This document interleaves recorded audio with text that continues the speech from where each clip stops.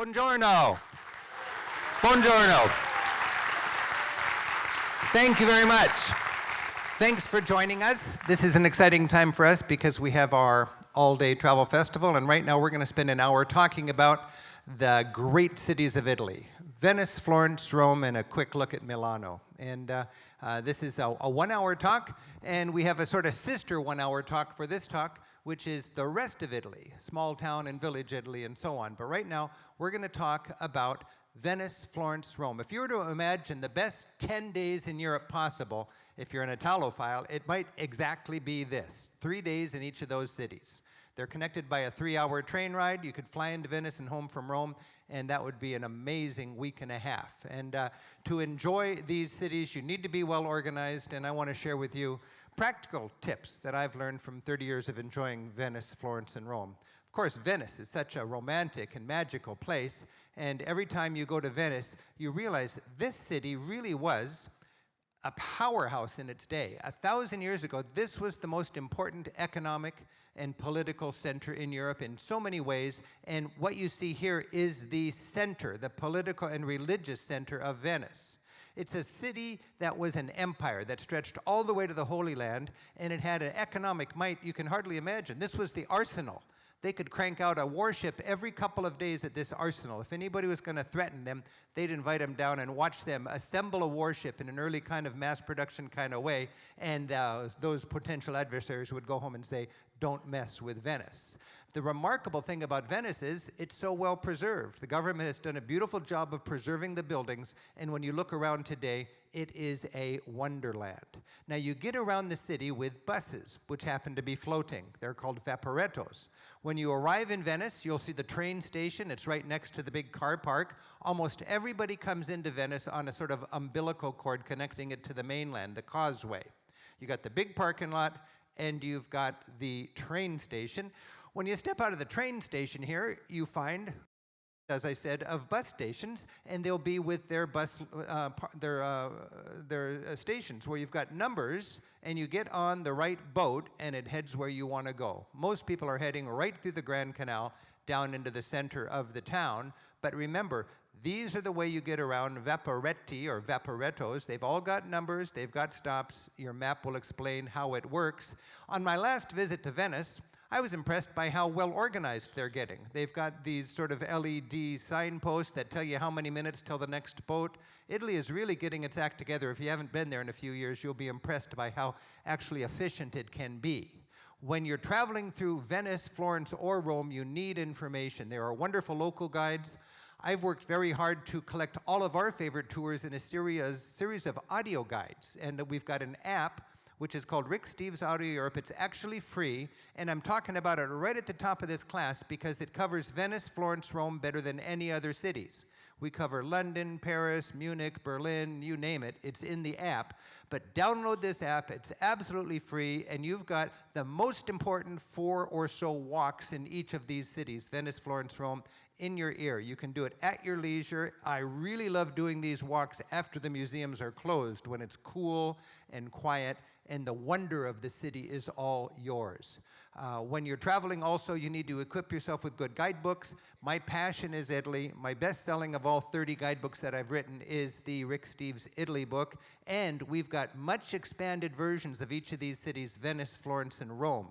It would take the Italy chapter, but then it would expand it with the self-guided walks and shopping and entertainment and family travel and all sorts of extra issues. So if you like my style of information, if you're going to these cities, the Venice, the Florence, and the Rome guidebooks are designed so with one guidebook, you've got everything you need to enjoy that city for a whole week. And those are 3 cities that could deserve a week each. My goal is not only to give you the eating, sleeping, practical, and sightseeing information, but to make it so you don't feel like you have to buy a guidebook at each of the sites. You've got what you need for the Uffizi Gallery. You've got what you need for St. Mark's and for the Doge's Palace. You've got what you need for the Vatican when you've got the Rick Steves City Guide covering that great site. Now, Venice is shaped like a fish, and I mentioned it's connected with the mainland by an umbilical cord, and that's on the left, on the top. It comes in, you see the train station and the car park. You dump into the Grand Canal, and it's like a grand intestine, isn't it? Dumping out at the political center, the Doge's palace. Sorry to be so graphic, but I want to keep you engaged here. And halfway down the Grand Canal is the Rialto Bridge. That's the commercial center. And the walk from the Rialto Bridge to the Doge's Palace in St. Mark's is the mesmerizing, touristy shopping walk. You got to enjoy that, but you got to make a point to get away from that. Venice is crowded, sure, but at any given time, 90% of the tourists are right in that central zone, and it's a huge island. Walk out there into the tail of the fish, explore, wander to your heart's content. Don't worry about getting lost. You're on an island. You can't get off without knowing it, and you can always find your way. It is crowded with people who are just packing in every day, and the locals make their money off of tourists. It's a city of just, 40, 50,000 people that is inundated with tourists during the day, and they make their money off of us. Be careful you're not attracted to the glitter and the gloss of all the touristy stalls in the center.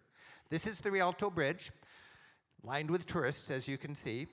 Going under it is one of those city buses, the Vaporetto. And obviously there would be a bus stop right at the Rialto Bridge. There'd be a bus stop at the Doge's Palace. There'd be a bus stop at the train station. I really like getting on that slow boat down the Grand Canal. In fact, that's one of the audio tours on my app. You get on at the train station. It's timed with each of the stops. You just grab a front row seat and enjoy this parade of palaces going by as I get to narrate them to you. The culmination of that Grand Canal boat ride is St. Mark's Square.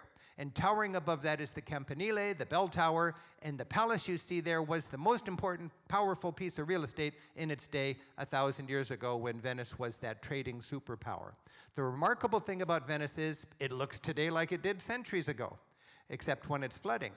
Now, when you get a combination of a high tide and a wind and the right barometric pressure and all that, given the rising sea level in general, you've got yourself a major flood. And the lowest part of Venice is St. Mark's Square.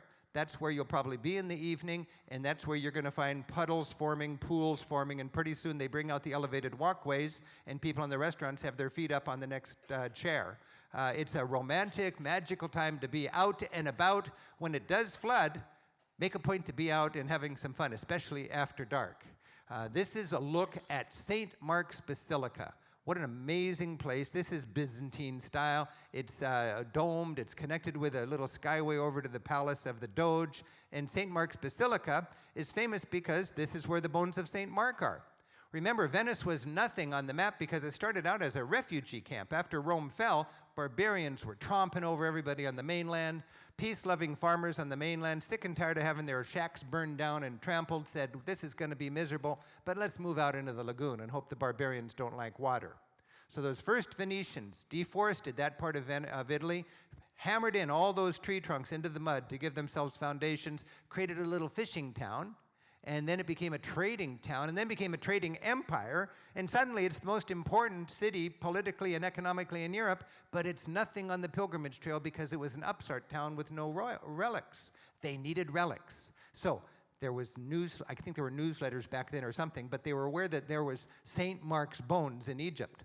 Venice had the wherewithal to do this. They sent a crew down to Egypt and what they call rescued the bones of St. Mark, brought him back to Venice, planted him into the church. St. Theodore and the Dragon are out. St. Mark and the Winged Lion are in. They've got a first-class saint buried in their church, and bam, Venice is on the pilgrimage map. That was big news for Venice, and that's a big news for us today in our travels. In fact, when you enter the church, you look at the mosaic, this centuries-old mosaic, and you see the Jesus overlooking the festivities as the big shots in the town carry the coffin of Mark after his voyage from Egypt into the church, literally.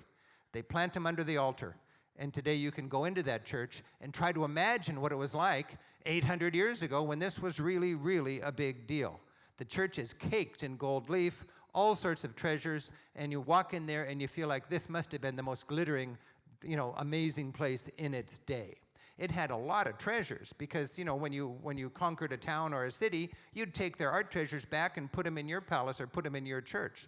These are the famous horses that were sitting on the loggia overlooking the square. Like most great art, they take it in out of the acidic air and they put it inside now. But these fabled horses are one of the art treasures of Venice. They go back to ancient times. They got them from Constantinople, present-day Istanbul. You'll see that when you go to St. Mark's Basilica. There's a lot of art in the city, and you need to make a point to get into the galleries.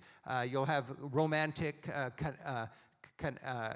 paintings of cityscapes from Venice, and you'll also have great art by the Renaissance masters. Titian is the greatest Venetian. It rhymes, so you can remember that. Titian the Venetian. And I enjoy seeing his art in situ. That means in the place it was commissioned to be shown. The very best church for seeing great Venetian art in situ is the Frari Church, the Church of the Brothers, the Chiesa di Frari. And you got to check out that. That's the one art church to see in town, and you'll see beautiful altarpieces painted by the great masters. 4 or 5 different great masters are featured in the Frari Church. And when you go into the great art gallery in Venice, the Accademia, you will see masterpieces by Titian and Giorgione and other great Venetian masters. Another big thing to do in Venice is to go to the glass blowing. Now, the island of Murano is famous for glass, and a lot of people go out there and they do the whole bit. But if you just want to see a horse being made out of molten glass and get the sales pitch, you can see the glass blowing demonstrations right on the main square. Guidebooks tell you how to do that. You'll get a nice show, and then afterwards you get a high-pressured sale pitch, and that's just one of many kinds of shopping you can enjoy in Venice. It's a touristy place. It makes its money showing off for tourists. It made its money originally showing off for merchants, and today they're still showing off, and we happen to be the primary focus of their business energies. You can get beautiful masks, beautiful glass, all sorts of handicrafts. One of the great souvenirs would be a memory, and that's taking a gondola ride. Gondola rides are a big touristy thing. Tour groups book, 10 gondolas, and there's 50 of them that just go, you'll go in caravans down the canals, and that's a lot of fun if you're on a tour group. One thing to remember, gondolas are expensive. They cost $100 for a 40-minute ride. Now, you can divide the romance and the cost by up to 6 people. So if you get 3 couples together on a gondola, it becomes impressively affordable, and as long as you don't mind sharing a small boat with all those people, it can be a fun experience. But one way or another, I would say you need to take a gondola ride in Venice. I just love going on a gondola ride in Venice, and it costs a little more to do it in the romantic twilight and early evening for good reason. Remember, you're going to be interacting with your gondolier. So talk to the gondolier before you choose. Take half an hour. It's just fun to do talking with different gondoliers, their characters, and you'll find one that you enjoy, whose personality you enjoy, who's got some charm. Some of them are sort of ruffians, but a lot of them are very charming, and you don't want to be on a boat with a guy you don't like. Get on a boat with a guy that clicks with you, and then it's a wonderful 45 minutes or whatever, and to go gently, smoothly, romantically under the Bridge of Sighs with your favorite travel partner is a very nice experience. If you can't afford the gondola ride, remember, gondolas serve as ferries going across the Grand Canal where there's no bridges. There's only 4 bridges that go across that huge Grand Canal, and there's lots of places where you wish you had a bridge, but what you have is a traghetto stop. Like we have ferries in the Puget Sound where there's no bridge, you would have traghetto stops in Venice. And it costs just $1 or something like that, and then you hop on there and you stand like George Washington crossing the Delaware, and they pull you across the river, and you save a lot of walking. You could stay on the boat 3 or 4 times, ask them to sing, and it becomes your own little cheapskate gondola ride, okay? Now, as I mentioned, the great thing to do in Venice is to get out and walk. And don't worry about getting lost. Get as lost as you can. Keep reminding yourself, I'm on an island and I can't get off. And the remarkable thing is there's no streets. There's no street names at all. But there are signs above the crowds pointing to the nearest landmark. I would always, for 25 years, taken my groups to Venice. I would take them on walks. They would marvel at how I knew where I was. I never had a clue where I was. But when I wanted to find out where I was, I would look above the crowds and it would say, to St. Mark's, this way, or in this case, both ways, all right? So, but what you want to do is wander and wander to the far reaches of the island. One good tip is, if you get lost, drop into a restaurant or a hotel. They've always got a card, and every card in Venice has a map on it, because without a map, you can't find the place. Little business card, flip it over. It's essentially a you are here. Anywhere you go, pick up a card from a business, you are here. And they're going to tell you how to get to that place, and you can use that to find out how to get back out to the main landmarks. So that's a very handy tip as you explore the back reaches. Most of the tourists that go to Venice never get to a gorgeous spot like this because it's got nothing commercial that mesmerizes you. Leave the commercial stuff and enjoy the dramatic beauties. I mean, when you look at this kind of a pastel scene in Venice, you know you've really arrived. Now, remember, Venice was born in a lagoon 1,500 years ago. And when you take a boat ride out to the far reaches of the lagoon, you can imagine what it was like when those first farmers became fishermen. And the very earliest part of Venice is called Torcello. Torcello is today almost desolate. Malaria came and just decimated the population, but the oldest church in Venice is there in Torcello, and it makes for quite an interesting side trip. There are many locations you can see in the lagoon. Venetian food is delightful. It's centered around seafood, and you want to have it in an atmospheric setting. I'll tell you, every restaurant in Venice is going to be touristy. So don't look for an untouristy restaurant. Look for a good touristy restaurant, and order carefully. Remember, if it's in a very famous location, they can charge more than what the food is worth. One of your keys for enjoying affordable, characteristic, tasty food with a local clientele in Venice is chiqueto. You know the word tapas in Spain? The tapas of Venice, of the Veneto, are called chiqueto, chiqueti. And you go to a bar, and you just point to stuff, and you just get a bunch of little plates, and you're just going to spend your meal eating ugly things on toothpicks and washing it down with local wine. I love the chiqueti scene because it's characteristic rough and tumble bar scene, and you've got the local community there. Our guidebook does a lot of work trying to send you to the right chiqueto bars, and I like to visit 3 or 4 bars in an evening. It costs about as much as a restaurant dinner, but it is mobile, it's characteristic, it is really a beautiful memory. And remember, there's a lot of fresh seafood. It's fresh in the market, and within a couple of hours, it is going into your mouth. Okay, that beautiful little octopus, whatever. If you like seafood, you'll want to take advantage of that. And the memorable thing about those chiqueto bars is just the people there, the characters that are serving you, and the fun clientele. Make a point to be out after dark in Venice. Of all the cities you can imagine, this is the place where you want to get sort of mysterious and romantic and adventurous after dark. It's very safe. The worst thing that can happen to you in Venice is falling into the canal. But there's really no crime in Venice. It's a small town of 50,000 people, which is packed with tourists in the day. But at night, all the buses go away. All the floating buses go away. It's like rush hour. In the morning, the Vaporetto are packed with people coming in, and they're empty going out. At night, they're packed going out and empty coming in. If you're spending a little extra money and staying right downtown, you're going to have that amazing, amazing experience. Be on the main square with the dueling orchestras. That's a lot of fun. Remember, when you are choosing a hotel in Venice, I would rather spend a little extra money and stay right downtown. Or I'd rather stay in a simpler place right downtown than a nicer place on the mainland. You're blowing a couple hours a day, coming in and going out. If you stay in the mainland, stay downtown. And there's gorgeous, characteristic hotels. For me, to just be barefoot on the traditional Venetian pavement, this wonderful kind of composite material that they made that could absorb the sinking as everything is settling, and it can bend with the centuries. You're connected with Venice. It's a beautiful thing. There's many families that have been running their hotels for generations. I've been visiting these families, these small mom and pop places now for almost 30 years, and I just love it. This is Gino, who runs one of my favorite little hotels. His mom and dad are retired, and now when I visit, he shows me around, and I check the information in my guidebook.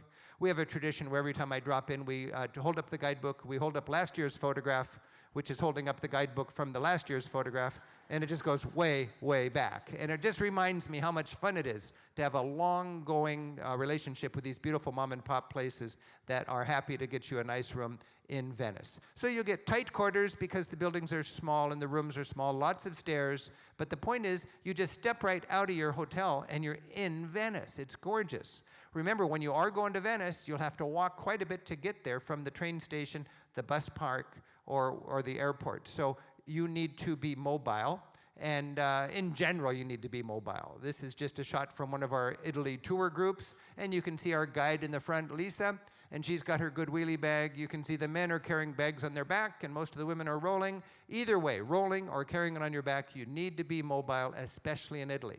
I want to talk for a minute about cruising here, because all of the places we're talking about today, Venice, Florence, Rome, are big cruise ports.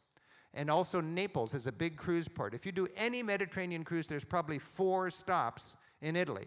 And that would be Venice, Florence, Rome, and Naples. Now, Venice and Naples, you park right there. In Florence and in Rome, you park in ports nearby, and you take a train or a shuttle bus or a tour bus into the center of town. But you should know what your options are. This is the huge cruise ship that's parked right in downtown Naples.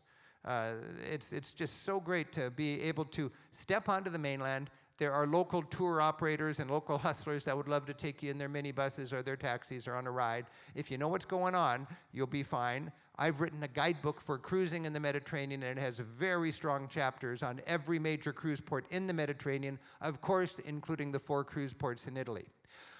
Okay, so let's pretend we flew into Venice. And it's very good to fly into Venice, by the way. From the airport, you just hop in a boat taxi or a shuttle boat, and it takes you right to downtown, and you can walk to your hotel from there. Guidebooks explain cheaper options to get into town. From Venice, almost hourly, there would be a 3-hour train going down to Florence, and Florence to Rome is another 2.5 or 3 hours. So getting around is very, very easy. When you get to Florence, you see this amazing cityscape, and you realize a 10-minute walk from the top of that dome, you can visit most of the masterpieces of the Renaissance. Florence is cut in half by the Arno River, just like Rome is cut in half by the Tiber River. Like we have the wrong side of the tracks in the United States because transit went on rail, and people would start a town and everything on this side of the train would be decent, and that would be the cheap side of town. In Italy and most of Europe, they have the wrong side of the river. So you got the characteristic, colorful, cheap side of town on the other side of the river from the big church and the palace and so on. And in Florence, it's called Ultra Arno. And you can see on the left side of this picture is Ultra Arno. On the right side would be the most important center of town. If you look at the map, from the train station on the top, it's about a 20-minute walk down to the Ponte Vecchio, the old bridge on the river. From the Ponte Vecchio to the cathedral, straight above it, is about a 15-minute walk. This is the birthplace and the heart of the Renaissance from the 1400s and 1500s. And if you walk within 15 minutes here, you've got enough Renaissance masterpieces to keep you happy for a long time. When we look at the cathedral with its campanile or bell tower, we see sort of the epicenter of all of this, and with a 10-minute walk of that, you can get to the major museums in town. Remember, Florence was a Roman town originally, so it does have the remnants of the Roman garrison town, which is a grid street plan, goes back 2,000 years. This is the Ponte Vecchio, and towns were born on rivers, easy trade, water power, and you can have your fortified wall around that and your fortified bridges. And the Ponte Vecchio is a traditional bridge that had shops on the bridge, and that was originally the butchers and later on the silversmiths and goldsmiths. Today it is a very touristy center for shopping. And when you look at Florence, from that bridge, you've got the center of town with the cathedral in the middle. It's so easy to today be overwhelmed by the sprawl of these cities, but remember, in their day, they were much smaller, encircled by a medieval wall, a protective wall. What I do psychologically is cut out on the map everything beyond the circular road that marks where the circular wall used to stand. Remember, if you look at a map of Florence today, you will see where the wall was. It's a circular boulevard, because as the city outgrew its wall, they tore down the wall, and they had that real estate to help circulate traffic. You've got the different gates that still survive in the middle of the roundabouts as decorative features reminding of their medieval heritage. That way, you see where the importance is from a sightseeing point of view, and you're less likely to be overwhelmed by a big modern city. You're looking at the medieval city, and it's within that circular road that goes out from the river that was defined by where the wall used to be. Florence was an important place in medieval times, and it was the most urban part of Italy. It was the most trading and banking and successful and educated part of Italy, and it was sitting on the rubble of ancient Rome. You can see great medieval art in Florence, but what you're really going to see is that transition from the Middle Ages into the Renaissance. And that happened in Florence for good reason. It was, as I said, the most urban, most educated, most trading, early banking part of the city. It had a lot of wealth from its trade. It had a very big urban spirit. Back then, each city had its own pride, and they would want to, it would be like we have pride here in Seattle for our football team. They would have pride there, and it would be a rival against Siena or Genoa or some other town nearby, and they would hire the very best artists to decorate the gates of the baptistry. And this is the famous Gates of Paradise, what was coined as the most beautiful gates. And it was done by Ghiberti. And this, in a lot of ways, kicked off the artistic renaissance here. And what we see is an artist that's merging art and science to show a believable three-dimensional scene on a 2D surface. This is realism, using art and science to get there. And that was a big difference from medieval art, which preceded that, because all that was symbolism. If you saw something that looked like a lion, that was symbolic of the Renaissance. Here, you want it to be believable. You can see the architectural depth provided by the mathematical true depth provided by the architecture, tiles that go to a vanishing point, and so on. You have that believability. Centering all of your sightseeing is the Medici Palace and the Uffizi Gallery, the Palazzo Vecchio and the Uffizi Gallery. The Uffizi Gallery is the Italian word for offices. So the Uffizi was the offices of the Medici. And the Medici were right up here, and that today, the top floor, is the best collection of Italian paintings anywhere, because Florence had all that money. The square itself is like an art gallery. You see beautiful art, sort of hearkening back to that Renaissance glory days of Florence. I want to remind you, we're talking Venice, Florence, Rome here. Everybody wants to go to Venice, Florence, and Rome. So you're up against a lot of crowds. If you wanted to go to 3 other cities that were less popular, Torino, Bologna, and I don't know, Syracuse, you'd have less crowds to worry about, but you wouldn't have all the famous sites. So you're going to go into the fray. You need to be thinking carefully to minimize those crowds. Every time I go to the Uffizi Gallery, I walk by a 200-yard long line of hot, sweaty, bored, frustrated tourists, wasting 2 hours of the one day in their life they have to see the greatness of Florence because they didn't make a reservation. There's 2 IQs of travelers in Italy, those who wait in lines and those who don't wait in lines. If you're waiting in a line, you are messing up. Okay, what you need to do is have a good guidebook, I can think of one, and read about it long in advance of your trip and find out where the little bottlenecks are and make reservations for those things. We must be taking 100 groups to Florence this coming summer, and all of them already have their Uffizi Gallery and their Accademia to see Michelangelo's David reservations. There's no doubt. We know exactly what time to go. We're going to walk by all of these people, trying not to say anything too smug, step right up to the turnstile, show the man our reservation, and he will welcome us in. We will enjoy the Uffizi and be out of there before the last person in this line gets to the front of the line. It's inexcusable to be waiting in lines when you're in Italy. Find a way around the lines. That's my passion when I do my work, because you want all the time you've got to enjoy the wonders of this incredible culture.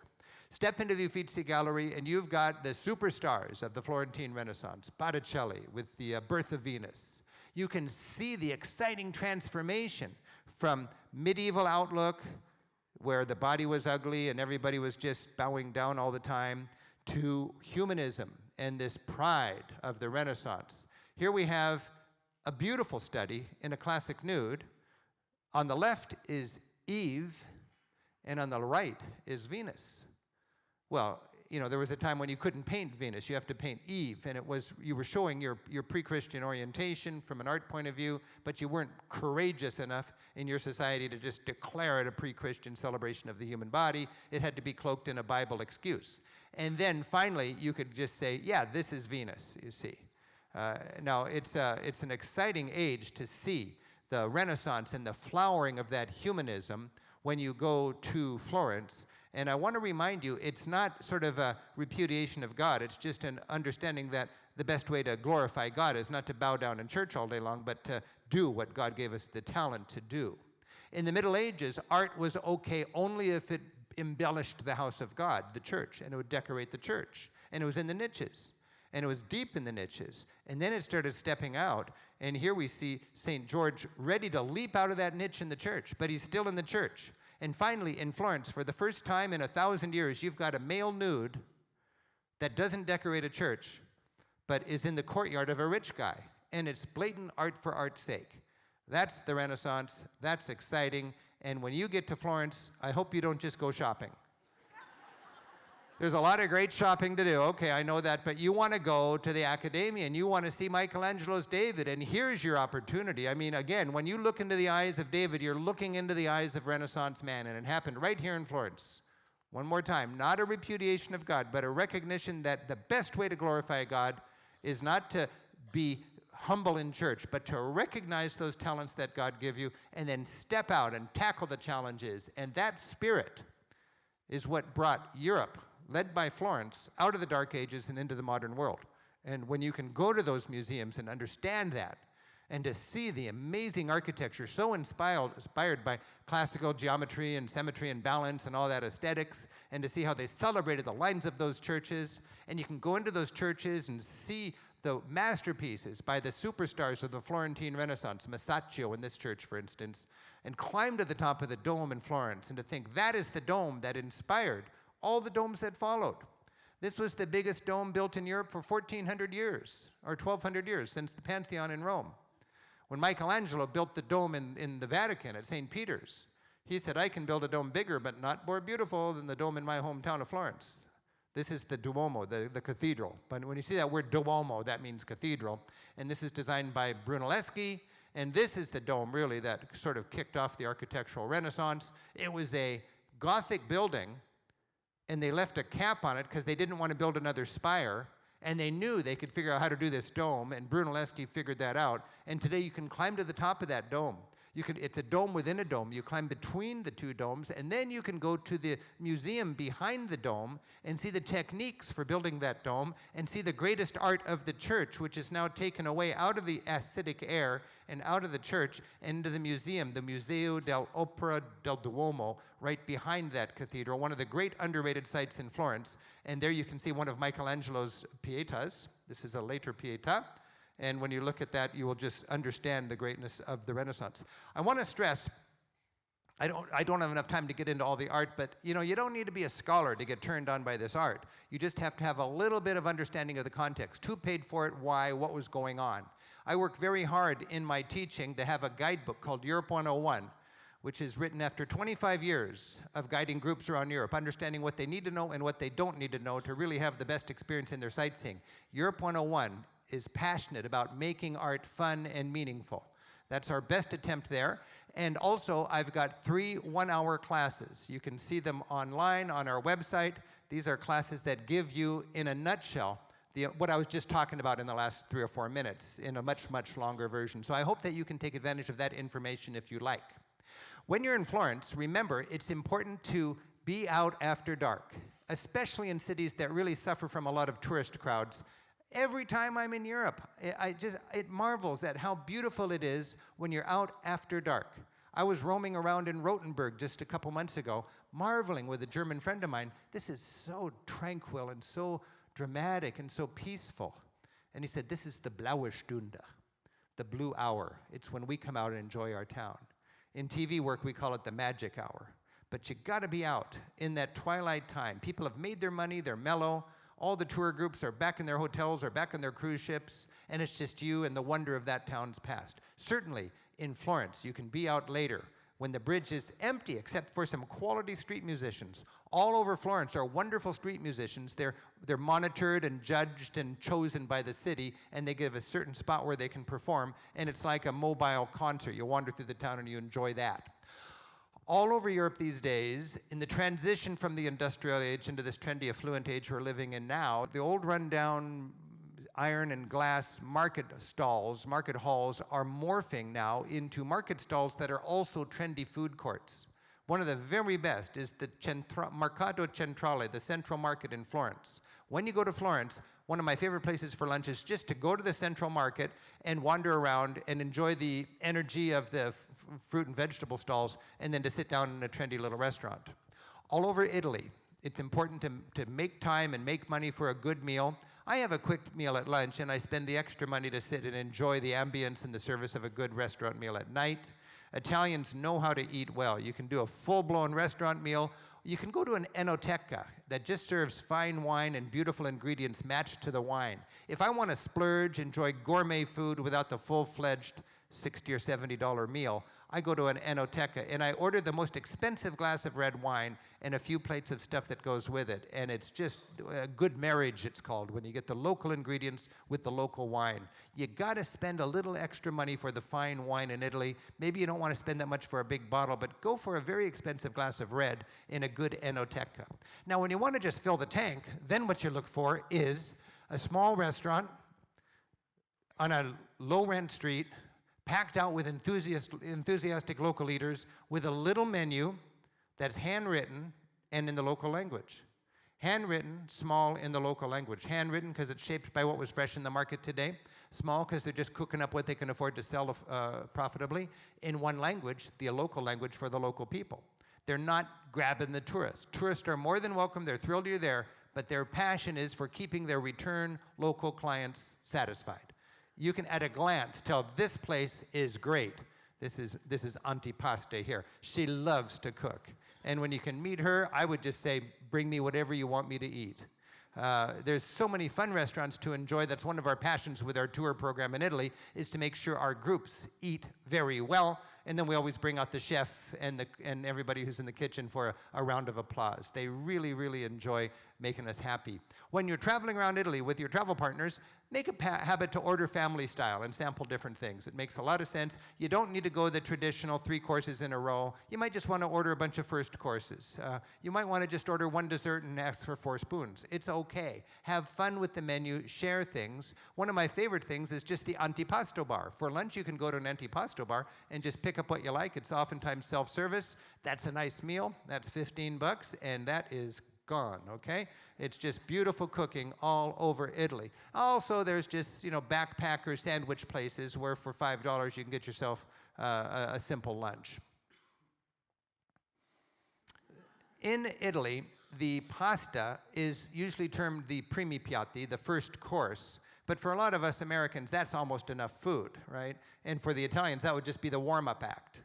Don't be bullied into a secondi. Secondis are more expensive. I really like just to order an antipasto and then 2 first courses. With my travel partner, we might have 2 antipastis and 2 primi piattis and share them. And a carafe of house wine instead of a bottle of fine wine. And then you're saving a lot of money. You're having a good local experience. Also, at lunchtime, remember, every office worker needs to go out for lunch. Look where the locals are going for lunch. They're often going to go to the deli with the best cheese and meat and bread, and you'll notice they have a long line, and they're just cranking out the food. Get in that line. That's going to be one of the best deals in town. The markets all over Italy are colorful. The produce is tasty. And of course, you can eat there for a fraction of what you'd spend in a restaurant. If you haven't had Italian produce in Italy, you really haven't tasted a lot of those beautiful vegetables. The food, and one of the marks is to eat with the season. The daily special is daily special because these are the ingredients that are the tastiest right now. If you insist on having porcini mushrooms out of season, they're not going to taste like porcini mushrooms. They'll serve them to you, but only a tourist would order it. If they're serving white asparagus, go for the white asparagus. If they're serving the porcini mushrooms on the daily special plate, go for that. You're doing yourself a huge favor. A fun experience these days is to take a food tour. There are entrepreneurs, hardworking little tour companies all over Europe now that offer food tours. And, I was just in Rome and I took a food tour. It was wonderful. I've seen the museum many, many times. I thought, I'm going to do something different. I went out to the Testaccio neighborhood, which is famous for its food. I hired a food tour. I ate at 8 different places with a little historical and cultural rundown on each place and a wonderful nibble at each place. It was a meal. It was fun. It was educational. I learned about a new neighborhood. You've got these food tour opportunities all over Europe, and I think they're wonderful. Another very important tip on eating well in Italy is to remember this tradition called the aperitivo. An aperitivo is when like in our town here, we have happy hour, where everybody's struggling to get some extra business. They got lots of free or cheap little plates along with their drinks. In Italy, the little plates are free. And they are very competitive, trying to get the local crowd and to get the buzz going. So if you buy a $6 or $8 drink, you can cobble together a simple meal for free. It started in Milano, and now you find it all over Italy. Ask locally, where is a good aperitivo spread?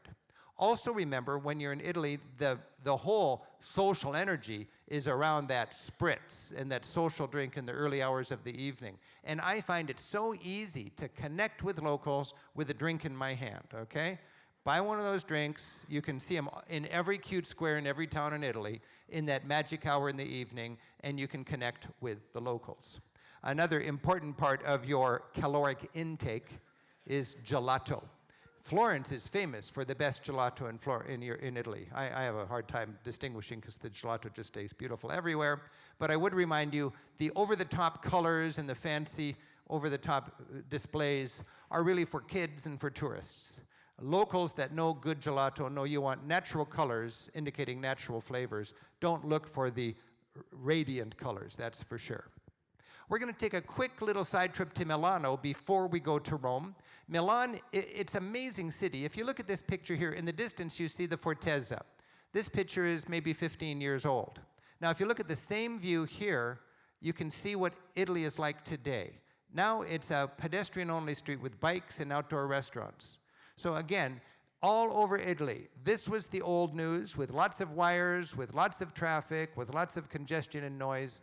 And this is the new version of the same street. It's a beautiful thing. It's a beautiful thing. In Milano, you've got a celebration of Italian culture from the late 1800s. You've got the Galleria, named after Victor Emmanuel, the first king of Italy. You've got the flowering, flamboyant Gothic cathedral, the Duomo.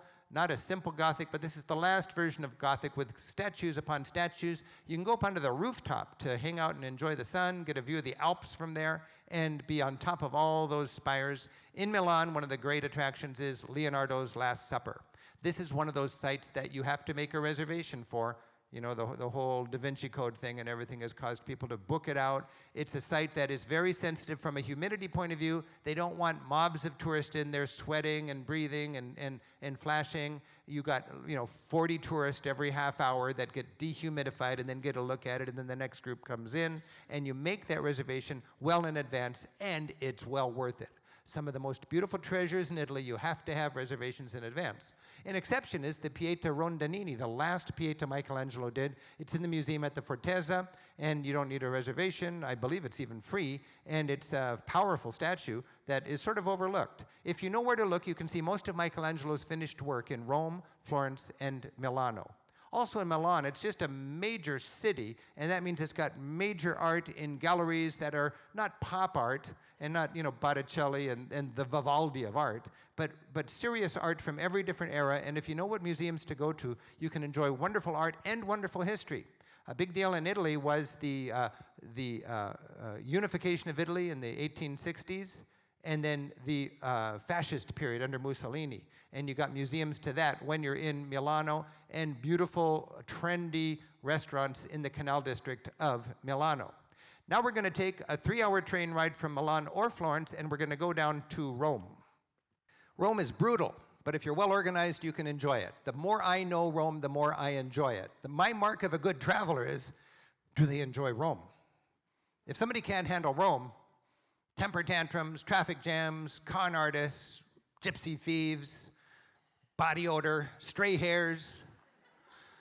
I just think you should go to Denmark. You'll love Denmark. But those who know how to travel know that Rome is an amazing place. Now, when you think about Rome, the word Rome, for centuries, meant the entire civilized world. This is Rome at its greatest expanse in the 200 years after Christ. Look at the city is right in the middle of all that area. Everything in the civilized world was either Roman, meaning it spoke Greek or Latin, or it was barbarian, outside of the empire, speaking animal gibberish. When we think about Rome, we see again the river, defining the major city from the crusty city on the other side of the river, Trastevere, literally on the other side of the Tiber River. The Vatican also happens to be on the other side of the river, built on a tomb in a cemetery back when they buried people outside of the town. And Piazza Venezia in the middle, and from there, it's a quick taxi ride or bus ride to any site in Rome. It's a walkable city, but you'll want to use public transportation to get around smartly. Of course, Rome was built on the ruins of the great ancient city, and the ancient city was started in the Forum, which is the common grounds between the classic fabled 7 hills of Rome. The 7 hills of Rome, That's where all the tribes people were. They came together to trade in the Forum, and from there was that spark of Rome. Rome, right off the bat, the business of Rome was war. That was the business of state. And Rome was growing and growing and growing. Rome lasted for 1,000 years, from 500 BC to 500 AD.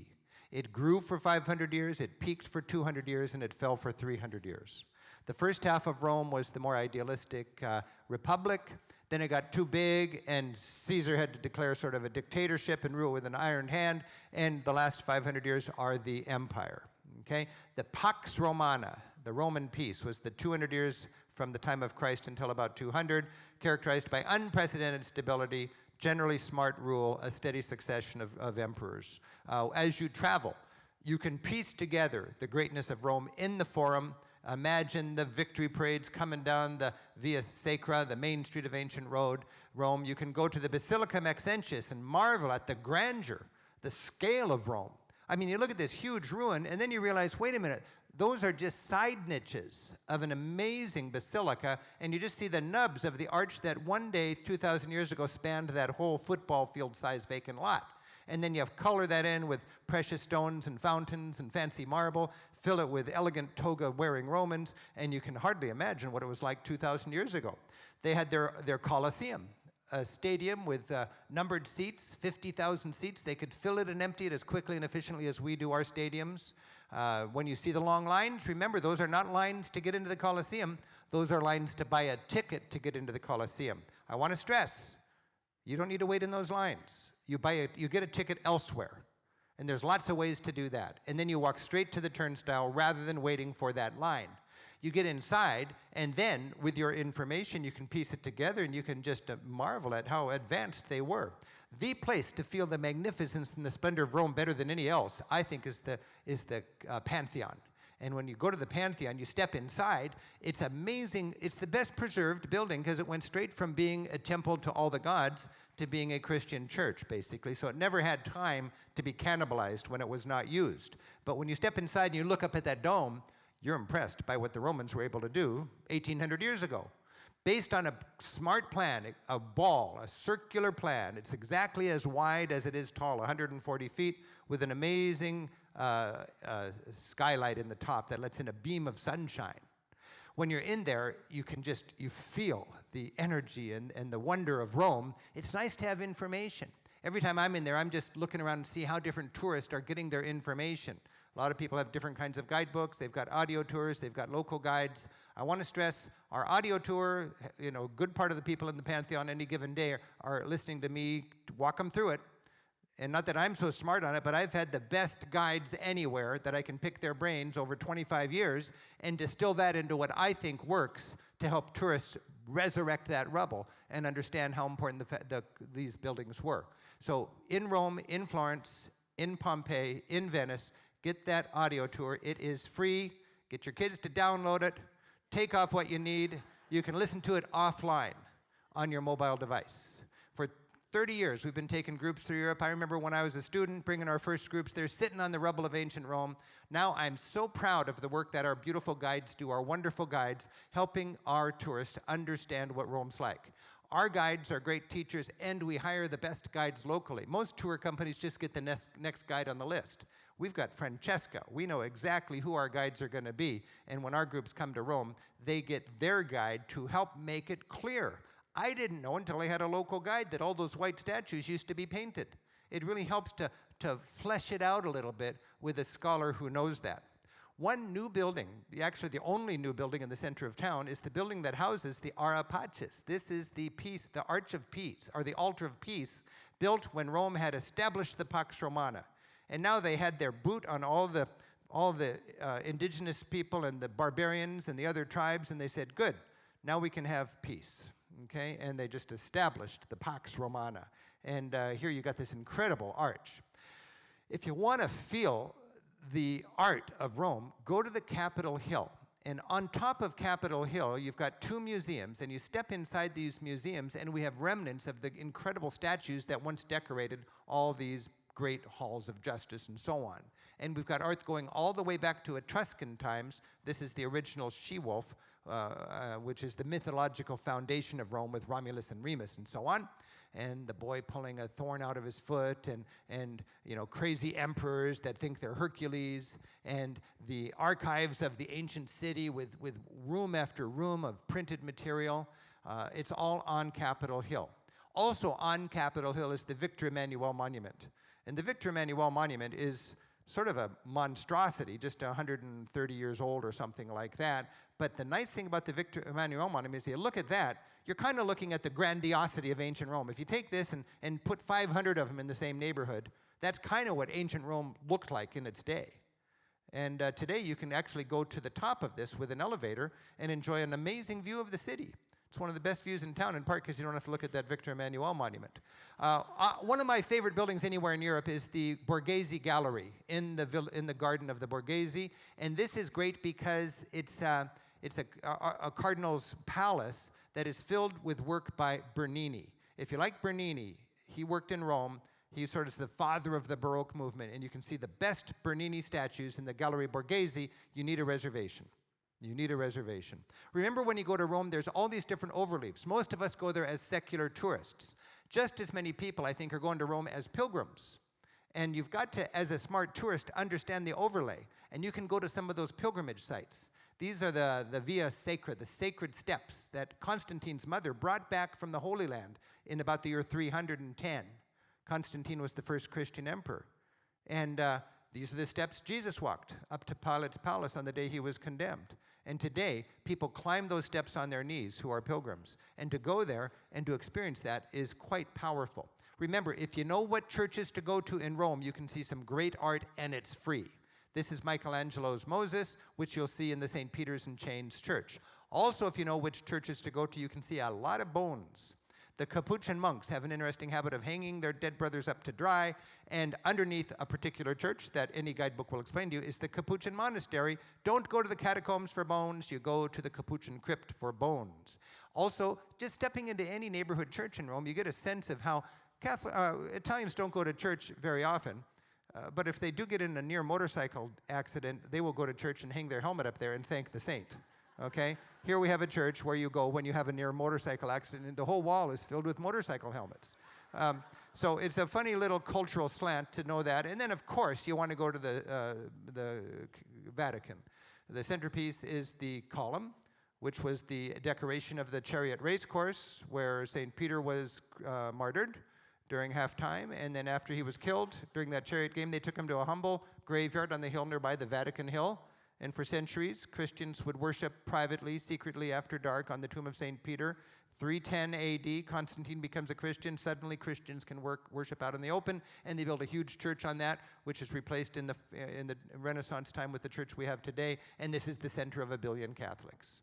The most incredible church in Europe. Good guides know when they're explaining about it to keep the group in the shade, because it's hot. And then you go inside, and boy, my greatest treat as a guide to see the wonder sweep over the faces of my travelers when they step into that greatest church in Christendom. The church just blows you away. The best way to see the church is as a Catholic. If you're not one already, become one, at least for that visit. Park your Lutheran sword at the door. Go in there and say, amen, this is beautiful. This is done for the glory of God. Have a very positive approach, and it becomes a lovely experience. And it is, the finale would be to stand in front of Michelangelo's beautiful Pietà. Anytime you see a guy with a bushy beard and a big key, that is St. Peter. And this is who is buried in the church, St. Peter. Up above, high above, with 6-foot-tall letters, it says, "You are Peter, and upon this rock I will build my church."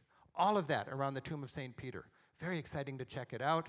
Remember, you can look at that dome and you can visit and enjoy it any time of year. Christmas time is a great time to go to Rome in many ways. There's a huge manger scene right on the square. You can go to the top of the dome, designed by Michelangelo, taller than a football field on end, long lines, so use your guidebook to know how to minimize those lines. From the top of that dome, you've got glorious views looking out over the city and over the Vatican. And below you, you have the biggest museum, perhaps the biggest museum anywhere. It's just a vast place, collecting 1,500 years of gifts and treasures of the popes.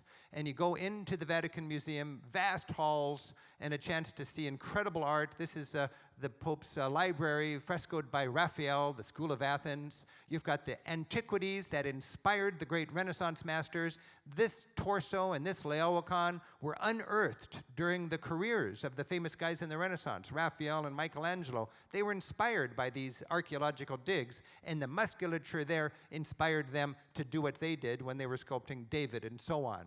The classical age established the whole notion in Western art of beauty, and the Renaissance was a rebirth to the wonder of those classical days, and you'll find the treasures of that there in the Vatican Museum. A good guide knows how to make it fun, and the cherry on top of your visit, of course, is the Sistine Chapel. Step into the Sistine Chapel. The roof, the ceiling, is creation by Michelangelo, God giving Adam the spark of life. The big painting behind the altar, much later, this is the Last Judgment. This is during Counter-Reformation times. And the church is being split by the Reformation and Protestants, and Jesus is coming down on Judgment Day, fist raised. Mary is cowering beside him. She can't help you now. And you're going to hell or you're going to heaven, depending on how you played it, all right? To see that Counter-Reformation art is really powerful. Speaking of powerful, Mussolini was the fascist dictator, and he had bigger impact in a lot of ways from an architectural point of view on his capital than Hitler ever got a chance to have. And you can see Mussolini's planned futuristic city, EUR. Looking into those statues and looking at this architecture, you get a sense of the terror and the power and the monolithic, melodramatic patriotism of the fascist movement in Europe. And if you're interested in 20th century history, go out to EUR in Rome and wander through Mussolini's futuristic capital. And there's a great museum out there called the Museum of the City of Rome that lets you see models of all the great antiquities up close. Just a half an hour south of Rome, you've got Ostia Antica. If you wanted to get to Pompeii and you don't have time, just go to Ostia Antica. It's half hour south. It was the ancient port of Rome, booming town of 60,000 people, killed by malaria, covered up by the centuries, recently excavated, today giving us a marvelous look at Pompeii-style ancient Rome. Every night in Rome, they close down the main drag, the Via del Corso. Everybody's out making the scene. They're strolling, they're strutting, they're showing off. Be there, be out after dark, pay too much for a drink or a cup of coffee on a very expensive piece of real estate, and enjoy the world go by.